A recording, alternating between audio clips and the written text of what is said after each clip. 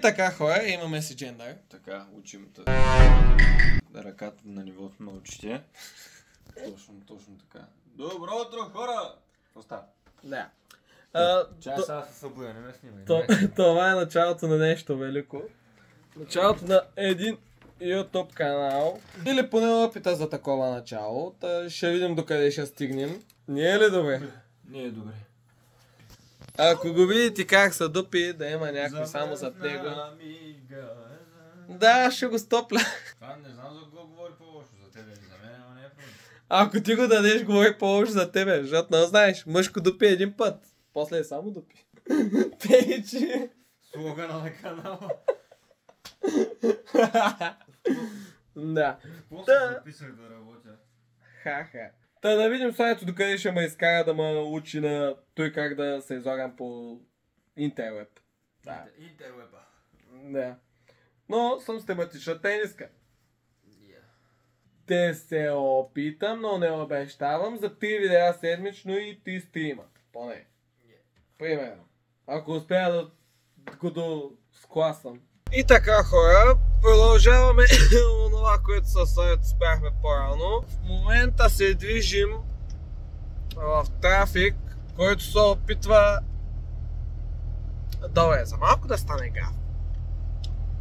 Парчет на кръгово, само да ти кажа, че по принцип трябва да чакаш, а не да се мъчиш да влезеш през колата, не вече имате. Малко по задачи, после вкъщи. И искам да ви покажа нещо, което за съжаление нашия любим приятел Славито изпусна. Копа лесняк. И не спира да вали. В смисъл... Валя цяла нощ и все още вали, въпреки факта, че вече вали леко. Движа се, върша някаква работа. Аз съм доволен от себе си. Който не е доволен от мен, може да бъде доволен от мен. Кът не е, чао. И ако любимият ни кмет, без да се прави улиците покрит, кара той. Сафани да оправи малко по-задните улички от този град. Защото сега както заваля един сняг, обав, мъжки. Аз не виждам през какво минавам. Ако не карах джип, а бях с някоя малко по-ниска кола, най-вероятно вече щях да съм ударил нещо. Я картерия, поне якалник. Поне намерих начин да продължа влога, ако не е друго. И ще видим докъде ще стигнем с този YouTube канал проект. Ще се поставя колкото мога за планираните 3 видеа и 3 стрима седмично. Не обещавам, че ще са в точно определени часове, но обещавам да се постаря да ги има. Бързо включване хора. Тук що се разминах налегнал полицай с друга кола, на която шофьора и беше меко казало забил в телефона. В смисъл той не разбра, че минава легнания полицай.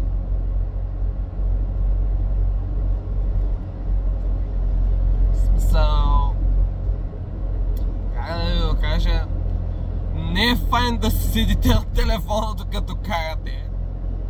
Аз лично го избягам колкото мога, в смисъл използвам си часовника за разговорите основно и като ще сменям песента, много рядко започна да го хващам вече телефона. Основно си използвам дистанционното на CD-то, за да сменям песните, но виждам доста хора, които просто неглижират употребата на телефона докато шофират, което не е окей. Аз дори в момента, докато снимам влога за вас, не държа телефона в ръка, ами съм намерил позиция на таблото, при която да се виждам. Аз на телефона му хвърлям поглед само за някакви секунди, за да може да съм сигурен, че снимам. Growing up in Cali, yeah, you know I love the weather. Limelight hit 'em and you know I handle pressure. I do what I want, so I'm never saying never. I get what I want, so they call me go-getter, yeah. И така хора, и с пазаруването сме готови. Каквото ни е възложено сме го купили. Това го е джипа, който е много забавен за каране помежду другото. На първо място, хора, винаги когато се качите в една кола, без значение да карате или да се возите колана, не отнема толкова много време да го сложите, но повярвайте, спасява от много бели. Най-малката беля, от която спасява, е 50 лева глоба. Това ще е от мен, гайс. Радвам се, че се видяхме. Това ще е началото на нещо, което ще се опитам да бъде голямо. И аз бях Колко, Калата, Калян, който както искам може да ме нарича. И вие бяхте на присъствие в моя YouTube канал, за да чуете каква е поредната простотия, която ще кажа. Или поредната житейска мъдрост, която по някаква причина съм успял да изрися. И чао и лек ден, хора! До следващия път!